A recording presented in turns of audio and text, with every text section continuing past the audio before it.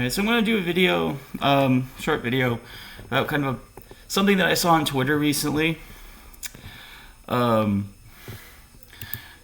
Platinum Jubilee is going on, or it might, I don't know if it's fucking still going on, actually, but it was going on for the past week or so, and I guess over there they have, like parades, and we have from Wigan, Yorkshire. I think Wigan's New. I don't. Whatever. It's immaterial. But there was a float with Northern Soul dancers, and this is a passion of mine. Kind of a musical subgenre. Northern Soul. What it was back in the, I would say mid to late 70s, and there's. I mean, kind of, the predecessors to it were the mods, of course. Mid to late 70s, young kids, mostly in Northern England, Scotland, but mostly Northern England, Yorkshire, Merseyside, all that stuff, got really into like up-tempo soul music from the United States, and people would go across the actually go to the United States, buy up a shit ton of records, and they would play them at different venues. Like there's a few venues that are pretty famous. Wigan Casino, which we'll get into. Wigan Casino, Twisted Wheel in Manchester, which we'll both get into because it's related to the story. There's actually a good little documentary. I'll probably link it. Short documentary on from British TV.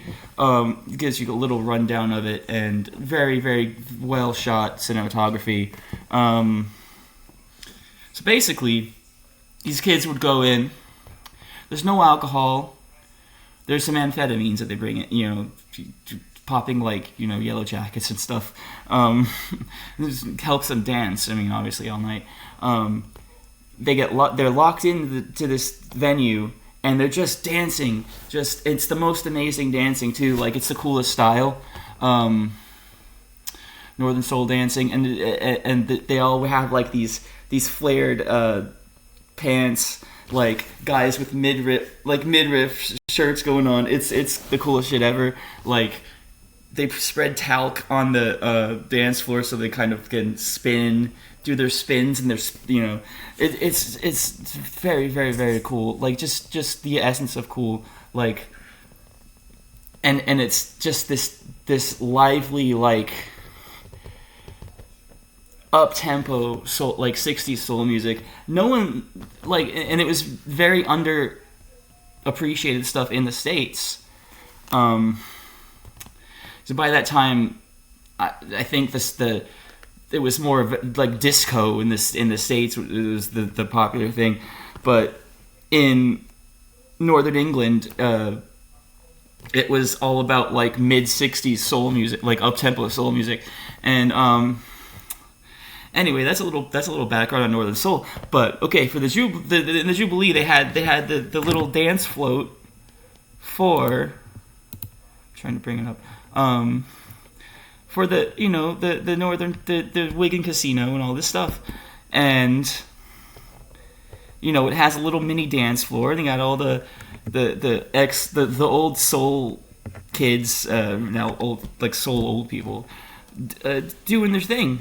And it would be innocent and cool and funny and kind of charming if they didn't have one little symbol on the side of the float. What is that symbol? It's the Sonnenrad, or the Black Sun. What's the Black Sun? It's apocryphally, it's supposedly a pagan symbol. There were a couple necklaces or pendants found in Germany with a similar symbol on it. wasn't in like a widespread thing in paganism, but Heinrich Himmler, prior to World War II, kind of adopted this as like the new Aryan, some kind of spiritual, fucking esoteric Nazi symbol or whatever. Because he was, Himmler, of most of the original Nazis, was very, very into the weird shit, like the Volkish, like Vril and like the Iron Superman and all this stuff, like just the stupidest fucking bullshit.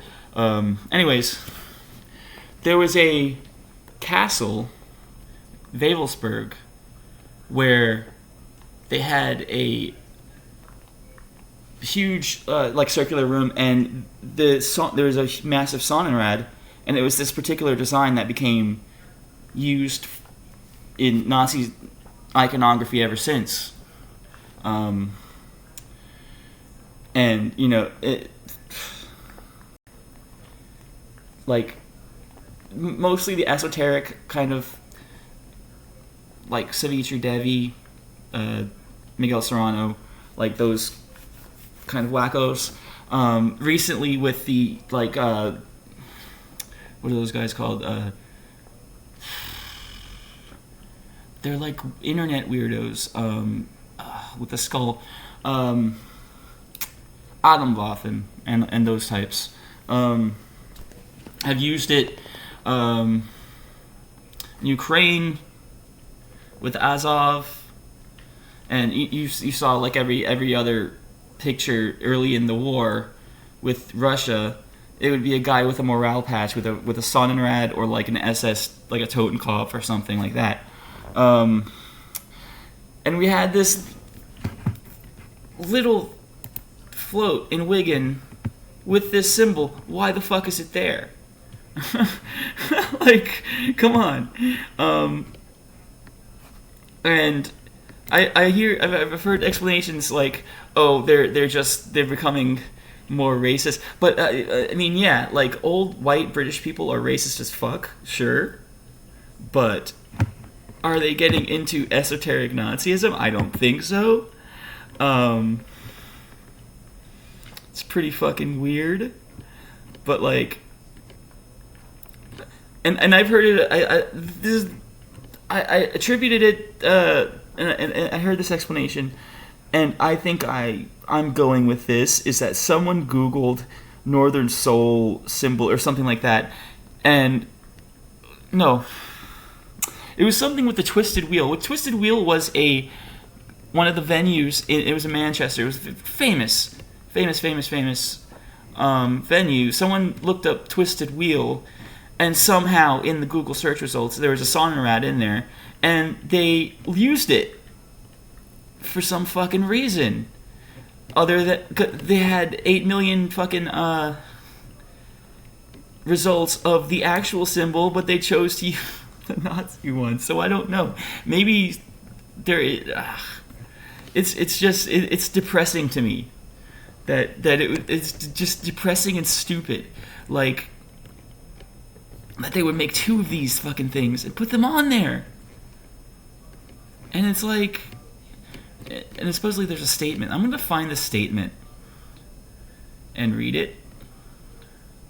Okay, I'm looking it up right now. Jubilee pageant chiefs apologize over Nazi symbol on Northern Soul float. It's from jewishnews.co.uk. Let me read a little bit of that for yous. So, bear with me. Let's see what we got. If it's not paywalled.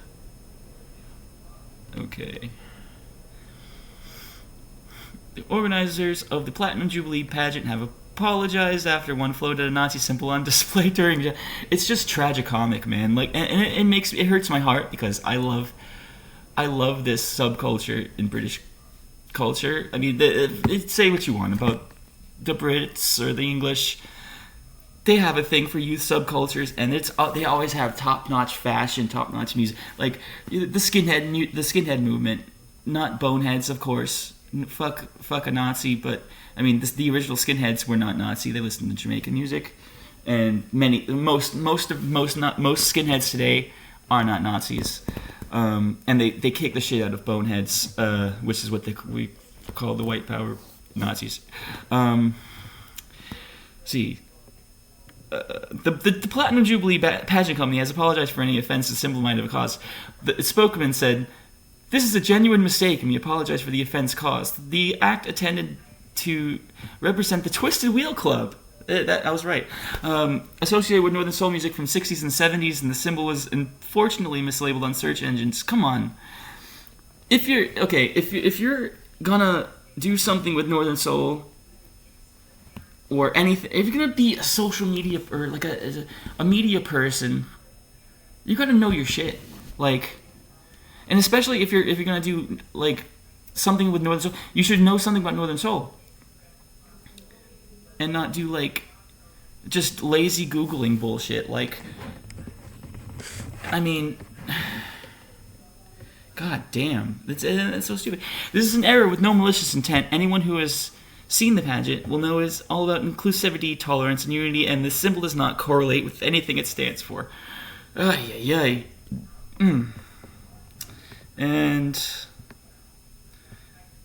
yeah, that and that's it's just disheartening, man. Like, let's see did it say anything different on here? Like, how can you confuse that shit, man? It's so bad. Yeah, this is the same thing. But anyway, good thing about like British youth subcultures, especially ones that are descended from the mods, is that, you know, it's all about a blend, like a mixing of cultures. It's the antithesis of fascist rhetoric. Like, mods were basically, they're white working class kids from England, and mostly white. But that listen to black music, listen to soul, listen to jazz. There's subgenres of jazz that they like, their favorite. I'm not really into jazz, so I don't know. Beat music, which is basically rock music that was influenced heavily by R&B. The Who, one of the Who's kind of catchphrases is like maximum R&B. It's probably, I think, one of their like EPs was called, I don't remember. But yeah, on they were into Italian fashion, listened to black music, rode Italian motorcycles, skinheads. It's basically white and black working class youth. Got to my dog was trying to touch her so she doesn't start barking like crazy because he's growling at something. Come here. Just gonna start barking in a second. I'm gonna have to edit that out. But yeah, they got together. They were born and raised together on the council estates in England, and basically grew up listening to the same music, dressed in the same way. They shaved their heads, not only due to utility of that haircut. If you work in a factory, like a construction or a factory job, you don't want long hair getting caught and stuff. And the work boots were kind of a adaptation of work clothes. You wear combat boots, and it also looks cool. You got Levi jeans, looks cool, serves a purpose. Braces, same thing, or suspenders in the United States.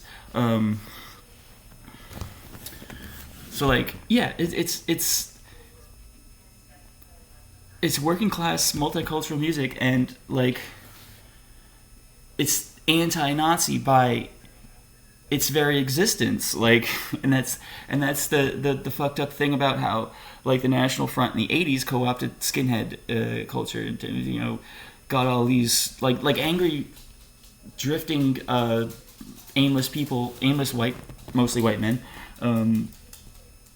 into Nazism when, I mean, they very well could have been diverted to the opposite, because that's how they, I mean, they really didn't have you don't really have a deep class analysis. They're certainly class conscious, but you know, and that's why there needs to be in short, like a socialist alternative to that.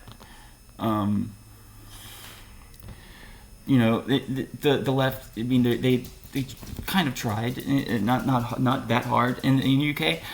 There were Redskins, like United States. Certainly, there were like anti-racist action came out of a anti-racist skinhead gang called the Baldies in Minneapolis. So there needs to be, you know, like a strict like you know, like you can't just, I don't know. But anyway, funny. It was just maybe 20% funny, 80% fucking depressing, because I love Northern Soul. I love that subculture. Northern Soul music, dancing, it's fucking top notch. There's a couple channels just of Northern Soul dancing that I highly recommend.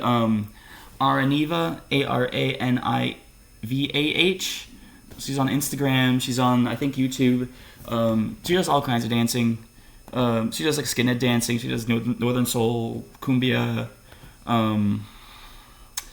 and this is, I think, this is Lev, and she kind of went by like Northern Soul Girl, like, because she would just do like these like very quick viral videos of her like doing Northern Soul dancing on the street, and like